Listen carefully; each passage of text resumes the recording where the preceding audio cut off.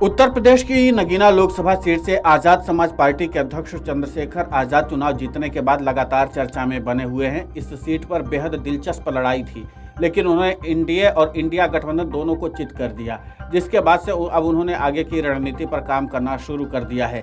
लेकिन चंद्रशेखर ने अभी तक इस बात का खुलासा नहीं किया कि वो इंडिया गठबंधन या फिर एनडीए के साथ जाएंगे। सबसे दिलचस्प बात यह है कि चंद्रशेखर को लेकर के एक बात कही जा रही कि वो लगातार एनडीए का विरोध करते रहे और उनके खिलाफ बयान देते रहे। इसका मतलब साफ है कि वो इंडिया के साथ जा सकते हैं, लेकिन अभी न तो इंडिया की तरफ से स्पष्ट किया गया है कि उनको शामिल किया जाएगा और न ही चंद्रशेखर ने इस बात को खुले तौर पर कहा है कि इंडिया गठबंधन में शामिल होंगे। तो सवाल ये उठता है कि अभी चंद्रशेखर आजाद किसके साथ जाएंगे, इंडिया गठबंधन के साथ या फिर एनडीए के साथ। वहीं चंद्रशेखर ने 2 और सांसदों के साथ मिलकर के तिगड़ी बनाई है, जिसके बाद से ये कयास लगे कि तिगड़ी एनडीए या फिर इंडिया किसकी मुश्किलें बढ़ाएंगे। दरअसल नगीना से नवनिर्वाचित सांसद चंद्रशेखर आजाद, बिहार की पूर्णिया सीट से निर्वाचित निर्दलीय सांसद पप्पू यादव, राजस्थान की नागौर लोकसभा सीट से निर्वाचित सांसद आरएलपी सुप्रीमो हनुमान बेनीवाल, तीनों ने पर्दे के पीछे से मिलकर एक आगे की रणनीति पर काम करना शुरू कर दिया है, जिसके बाद अब ये तीनों एक सुर में संसद में अपनी आवाज को बुलंद करते हुए दिखाई देंगे।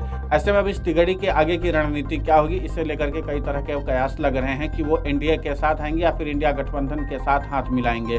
इस पर अभी तक तो फिलहाल तस्वीर साफ नहीं है, लेकिन माना जा रहा है कि दोनों ही गठबंधन चाहते हैं कि ये तिगड़ी उनके साथ खड़ी दिखाई दे। चंद्रशेखर दलितों के बड़े नेता बनकर उभरे हैं, ऐसे में एनडीए भी उन्हें साथ लाने की कोशिश में है। चंद्रशेखर आजाद ने मीडिया से बातचीत में पूरा प्लान भी अपना बताया। उन्होंने कहा कि पप्पू यादव और हनुमान बेनीवाल भाई हैं और हम तीनों बातचीत कर रहे हैं। एनडीए फिर या इंडिया गठबंधन किसके साथ जाना, इस पर तीनों मिलकर फैसला लेंगे। हालांकि इस दौरान वो बीजेपी पर तीखा हमला बोलते भी दिखाई दिए। उन्होंने कहा कि बीजेपी की तानाशाही को जनता ने सबक सिखा दिया है और उन्हें अभी और झटके लगेंगे।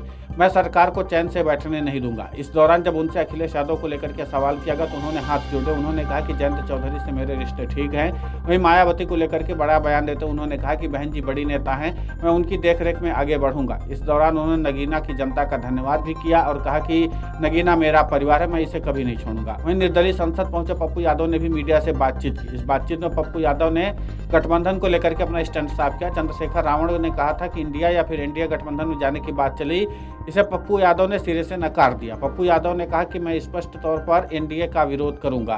पप्पू यादव ने कहा कि चंद्रशेखर रावण हम लोगों के बहुत पुराने भाई हैं। हम लोग एक साथ विधानसभा में गठबंधन कर काम किए हैं और बहुत संघर्षशील साथी हैं। निश्चित रूप से पारिवारिक रिश्ता है। हिना साहब और कन्हैया कुमार के चुनाव हारने से ज्यादा दुख और चंद्रशेखर रावण जी के जीतने की खुशी भी हुई। एक मजबूत विचारधारा चुनाव जीती है, जिनका डबल कैरेक्टर नहीं है। एक कैरेक्टर है, नियत और नीति में कोई अंतर नहीं है। बहुत आगे बढ़ेंगे और समाज के लिए लड़ने वाला जज्बा भी होगा। आगे निर्दलीय सांसद ने कहा कि मैं कंप्लीट रूप से चंद्रशेखर रावण जी के सामाजिक एवं राजनीतिक जीवन का आदर करता हूं और करता रहूंगा। Video desk amarujala.com।